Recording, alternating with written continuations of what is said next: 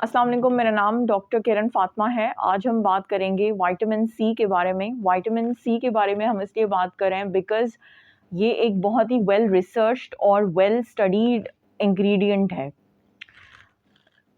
सबसे ज़्यादा हमारी स्किन में पाए जाने वाला एंटीऑक्सीडेंट विटामिन सी है, लेकिन उसको उस वो जो बहुत ही थोड़ी मिकदार में विटामिन सी हमें ओरल डाइट से स्किन की तरफ जाते हुए मिलता है। यानी कि आप जितना भी ओरल इंटेक कर लें विटामिन सी का, उसमें बहुत ही मिनिमल अमाउंट है जो स्किन की तरफ पहुंचता है। इसीलिए इसकी जो टॉपिकल फॉर्मुलेशंस बनाई गई हैं वो इसलिए बनाई जाती हैं ताकि आप उसको कंसिस्टेंटली अप्लाई करें और उसमें स्किन का एक ख़ास अमाउंट बरकरार रहे। अच्छा, कोई ये आर्ग्यू कर सकता है कि हम जो है ओरल विटामिन सी ले लेंगे, ऑरेंजेस ले लेंगे, लेमन्स खा लेंगे और जो भी विटामिन सी के और सोर्सेज़ हैं जैसे कि गावा है, चिलीज़ हैं, जो भी हैं, तो उससे हमारी रिक्वायरमेंट पूरी हो जाती है। ऑब्वियसली उससे आपकी ओरल रिक्वायरमेंट तो पूरी हो जाएगी, लेकिन स्किन तक एक बहुत ही कम अमाउंट पहुँचेगा। इसकी डेली रिक्वायरमेंट जो है ओरल जो डेली डोजेज है that is 65 to 90 milligrams per day, जो कि मैक्सिमम 2000 mg पर डे तक जा सकती है। लेकिन उसकी ओवर डोजेज से भी मसले होते हैं, आपको उसमें नोजिया, वॉमिटिंग और जो है डायरिया, इवन किडनी स्टोन्स भी हो सकता है। तो बेहतर ये है कि आप जो है स्किन के बेनिफिट्स के लिए टॉपिकल विटामिन सी जो है वो इस्तेमाल करें। अच्छा, इसलिए टॉपिकल बहुत ही ज़्यादा इम्पॉर्टेंट है। हमारी स्किन के लिए विटामिन सी क्या करता है, इसके 3 मेन जो हैं वो फंक्शंस हैं। It is the most potent antioxidant. Potent antioxidant इसका क्या मतलब हुआ?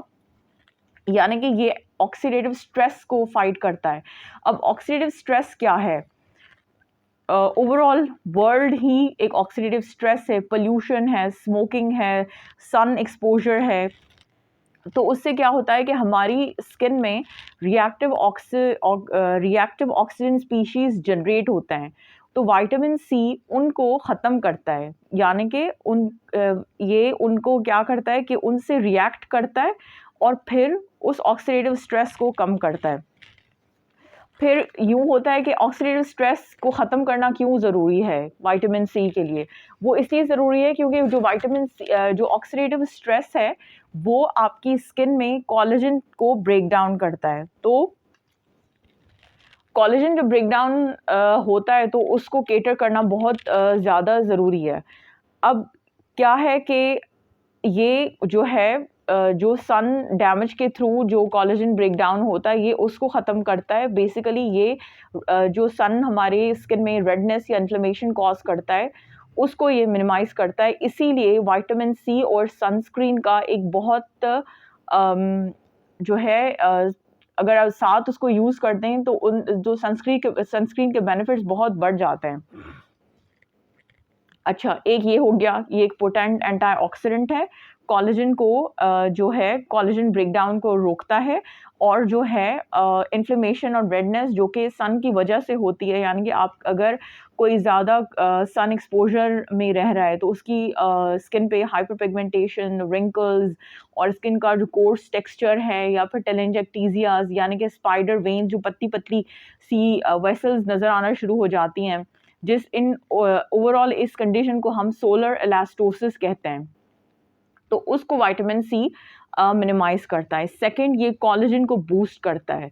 अब कौन है जिसे कोलेजन का जो है वो बूस्टर नहीं चाहिए? ठीक है, आजकल हर बंदा चाहता है कि उसकी स्किन में कोलेजन ज़्यादा हो और एक फ्रेश लुक आए और इस तरह। तो ये किस तरह काम करता है? हम जो एंजाइम्स हैं, फॉर एग्जांपल हाइड्रोक्सिलेसेस एंजाइम्स हैं, उनको ये उनका को-फैक्टर है जो कि कोलेजन बनाते हैं और ये मैट्रिक्स मेटालोप्रोटीनेसेस के जो इनहिबिटर्स हैं उनको बढ़ाता है। अब एमएमपीज़ क्या हैं? एमएमपीज़ ऐसे एंजाइम्स हैं जो आपके स्किन में कोलेजन को ब्रेक डाउन करते हैं। और थर्ड इसका क्या बेनिफिट है कि ये पिगमेंटेशन को इवन आउट करता है, उसको सही करता है। तो वो किस तरह सही करता है कि पिगमेंटेशन, ये कॉपर एक ऐसा मेटल है जो कि उन रिएक्शंस में यूज़ होता है जो कि मेलानिन को प्रोड्यूस करते हैं। तो ये कॉपर को इनहिबिट करता है जब कॉपर इनहिबिट हो जाएगा तो फिर ऑटोमेटिकली मेलानिन प्रोडक्शन कम हो जाएगी। तो हम समराइज कर लेते हैं इसके 3 benefits. First, it is a potent antioxidant, second, it boost the collagen, and third that it evens out the pigmentation.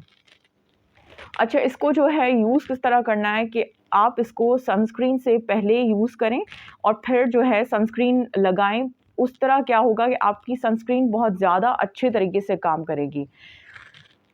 इसको रात में भी लगाया जा सकता है, लेकिन रात में क्योंकि रेटिनॉइड्स यूज़ किए जाते हैं, तो अगर रात में यूज़ करेंगे तो बेनिफिट तो होगा, लेकिन स्किन इरिटेशन भी ज़्यादा बढ़ेगी। अच्छा, फिर हम आते हैं कि ये इसकी हम नेक्स्ट फॉर्मुलेशंस पे बात करेंगे कि विटामिन सी किन किन फॉर्म्स में आता है, और फिर हम उसके वो जो अवेलेबल फॉर्म्स हैं उनके प्रोडक्ट्स पे बात करेंगे। इसके मेजर 2 फॉर्मुलेशंस हैं, एक हो गए एक्टिव और एक हो गए इनएक्टिव फॉर्म्स। ठीक है, अब जो एक्टिव फॉर्म है that is L ascorbyl phosphate, L ascorbic acid. ठीक है, एल एस्कॉर्बिक एसिड क्या है, यानी कि वो जो है वो एक्टिव फॉर्म है, यानी कि उसको ये नहीं होता कि आप स्किन पे अप्लाई करेंगे तो वो एक्टिवेट होगा। तो L ascorbic acid it is the active form of vitamin C, लेकिन उसका मसला ये है कि वो हाईली अनस्टेबल है, हाईली अनस्टेबल है और ऑक्सीडाइज बहुत जल्दी हो जाता है। यानी कि जैसे ही वो आप उसको सन एक्सपोजर देंगे या तो जो है वो ऑक्सीडाइज हो जाएगा, तो फिर जब जैसे ही वो ऑक्सीडाइज होगा तो वो यूजलेस है, आपके किसी काम का नहीं है। अब वो किस तरह ऑक्सीडाइज हो सकता है, अगर उसको हाई टेम्परेचर्स मिलें, अगर उसकी पीएच बढ़ जाए, या फिर मेटल से या फिर ऑक्सीजन से, तो वो जो स्टेबल रहता है वो एसिडिक पीएच पे, वो भी लेस देन 3.5% 3.5 पीएच पे वो स्टेबल रहता है। तो इसका ये है कि अगर आपको कोई एल एस्कॉर्बिक एसिड ड्रॉपर्स में मिलता है तो वो ड्रॉपर में मिलना नहीं चाहिए, वो आइडियल नहीं है, क्योंकि ड्रॉपर जो है वो बार बार यूज़ होता है और फिर वो ऑक्सीजन उसके साथ रिएक्ट करता है तो वो अनस्टेबल होता है, अनस्टेबल होगा तो वो यूज़लेस हो जाएगा। और अगेन क्योंकि ये बहुत ही इरिटेटिंग भी होता है तो वो एक्ने प्रोन स्किन के लिए आइडियल नहीं है। अगर आपकी और विटामिन सी के जो कॉमनली परसेंट यूज़ होता है that is it is effective between 8 to 20%. Anything greater than 20% has no greater benefit, but it will cause more irritation. Hope it makes sense. यानी कि 20% तक आपको उसके benefit तो मिलेंगे, लेकिन अगर 20% से ज़्यादा आप उसकी परसेंट बढ़ा देंगे तो वो आपकी स्किन को benefit ज़्यादा नहीं देगा, लेकिन irritation बहुत ज़्यादा करेगा। अच्छा, इसकी स्टेबिलिटी को कैसे बढ़ाया जाता है? अगर इसकी फॉर्मुलेशन में फेरुलिक एसिड और विटामिन ई आपको मिल रहा है तो वो उसको स्टेबल रखता है। किस तरह स्टेबल रखता है? वो उसकी पीएच को लेस देन 3.5 तक रखता है। जब उसकी पीएच लेस देन 3.5 तक रहेगी तो फिर जो है वो स्टेबल रहेगा, और स्टेबल होगा तो ही आपकी स्किन के लिए दैट विल बी बेनिफिशियल। अच्छा, इसकी जो प्रोडक्ट रिकमेंडेशंस हैं, हमारे पास एक लोकल पाकिस्तानी ब्रांड में तो कोई इसका कोई ख़ास ड्यूप नहीं है, लेकिन जो इंटरनेशनल ब्रांड्स हैं लाइक स्किनसूटिकल्स का एक ड्रॉपर फॉर्म में आता है vitamin C, ferulic acid and जो है विटामिन ई। ठीक है, तो और वो आपको मिलेगा भी ब्राउन कलर की बॉटल होगी ताकि उसको आप सनलाइट से प्रोटेक्ट किया जा सके। तो आइडियल ये होता है कि आप उसको जो सैम्पल फॉर्म्स आते हैं उसके वो यूज़ करें ताकि आप उसको जल्दी यूज़ कर पाएँ, क्योंकि अगर बड़ी बॉटल लेंगे तो वो बहुत ज़्यादा टाइम चलेगी तो वो अनस्टेबल हो जाएगी। अनस्टेबल होगी तो आपके किसी काम की नहीं रहेगी। सेकंड, हमारे पास जो है लॉरियल, क्योंकि ईज़िली अवेलेबल है यहाँ पे, तो लॉरियल का 10% एल एस्कॉर्बिक एसिड आता है, वो भी अगेन एक अच्छी रिकमेंडेशन है। सेकंड हमारे पास पाओलाज चॉइस का है, और फिर सेरेवे का आता है एल एस्कॉर्बिक एसिड। अच्छा, सेकंड हमारे पास, फिर उसके बाद आते हैं हमारे पास इनएक्टिव फॉर्म्स। अब इनएक्टिव फॉर्म्स क्या होते हैं? ये एस्ट्रिफाइड फॉर्म्स होते हैं। एस्ट्रिफाइड फॉर्म्स यानी कि ये स्टेबल होते हैं और फिर लाइपोफिलिक होते हैं। लाइपोफिलिक यानी कि फैट अट्रैक्टिव इनएक्टिव फॉर्म्स होते हैं, तो फिर आपकी स्किन में ईजिली वो पेनिट्रेट कर जाते हैं। लेकिन उसका बहुत बड़ा मसला ये है कि इनएक्टिव फॉर्म्स को इन वीवो स्टडी नहीं किया गया, यानी कि ह्यूमन बॉडी में नहीं स्टडी किया गया, बल्कि इन विट्रो ह्यूमन बॉडी के बाहर उनको स्टडी किया गया। हालांकि बल्कि जो एक्टिव फॉर्म है which is L ascorbic acid, उसको ह्यूमन स्किन पे स्टडी किया गया है। तो उसके बैक पे बहुत वेल नोन रिसर्चेस हैं as compared to inactive forms. Again number 1 जो इनएक्टिव फॉर्म में हमारे पास आता है that is sodium ascorbyl phosphate. अच्छा, सोडियम एस्कॉर्बाइल फॉस्फेट जो है it is as beneficial as L ascorbic acid. ठीक है, तो इसका एक और फ़ायदा ये भी है कि जो ऑर्गेनिज्म एक्ने कॉज कराता है विच इज़ प्रोपाइनोबैक्टीरियम एक्नीज, ये उसको सप्रेस करता है। तो अगर आपको विटामिन सी के तीनों बेनिफिट्स चाहिए which is as antioxidant, a collagen booster and the one which evens out the pigmentation, उसके साथ अगर आपकी स्किन एक्ने प्रोन स्किन है तो sodium ascorbyl phosphate is the ideal vitamin C for your skin. अच्छा, उसके product recommendations जो हमारे पास लोकल अवेलेबल हैं that one is Acufix. Acufix cosmetics में 10% सोडियम एस्कॉर्बाइल फॉस्फेट यूज़ किया गया है, and second one is organic traveller का 12% vitamin C. It contains 12% of sodium ascorbyl phosphate. And अगर कोई जो है अगर इंटरनेशनल ब्रांड्स में देखें तो एक यू ब्यूटी का आता है, फिर जो है हमारे पास ओले रीजेनरस का आता है, और थर्ड जो है NO7 का आता है। सेकंड नंबर पे इनएक्टिव फॉर्म पे हमारे पास आता है magnesium ascorbyl phosphate. Magnesium ascorbyl phosphate it is the most stable form of vitamin सी।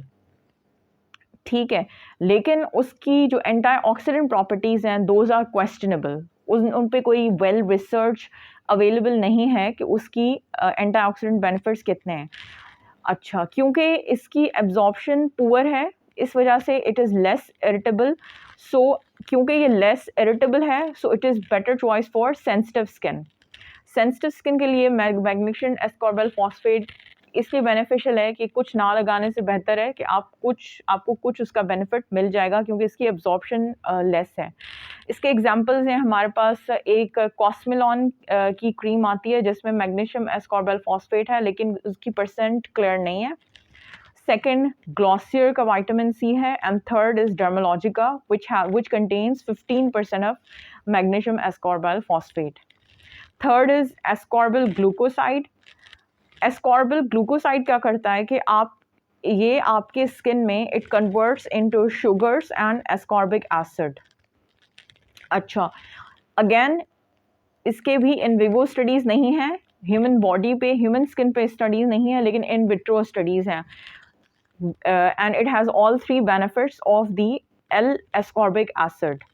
इसकी 2 प्रोडक्ट रिकमेंडेशंस हैं। एक है इनकी लिस्ट का जो कि अगेन एक इंटरनेशनल ब्रांड है, उसमें 15% एस्कॉर्बिल ग्लूकोसाइड पाया जाता है, और फिर ऑर्डिनरी का आता है 12% पे।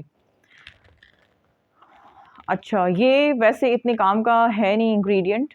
और fourth one is ascorbyl palmitate. Ascorbyl palmitate is really unstable, and उसकी कन्वर्जन ही क्वेश्चनेबल है कि वो एल एस्कॉर्बिक एसिड में कन्वर्ट होता है या नहीं होता। तो अगर आपको पैसे ज़ाया करने हैं तो फिर एस्कॉर्बिल पामेटेट ले सकता है विटामिन सी, क्योंकि हाईली अनस्टेबल है और कन्वर्ट भी नहीं होता। अच्छा, एक न्यूअर फॉर्म है विटामिन सी का, that is inactive form of vitamin C, that is tetrahexyl decyl ascorbate.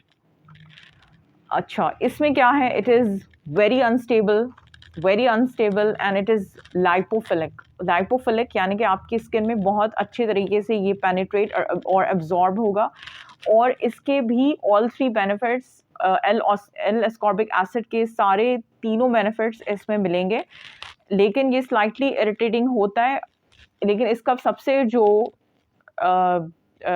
जो इसका मेन पॉइंट है, it is really expensive ingredient. लेकिन अगर आपको इसमें इन्वेस्ट करना ही है तो एस्कॉर्ब सी का आता है, that is again a local Pakistani brand. और फिर इंटरनेशनल ब्रांड्स में यू बाई का टेट्राहेक्साइल डिकाइल एस्कॉर्बेट आता है। तो depending on your skin type and skin needs you can choose from the type of vitamin C. Hope ये आपको video पसंद आई होगी।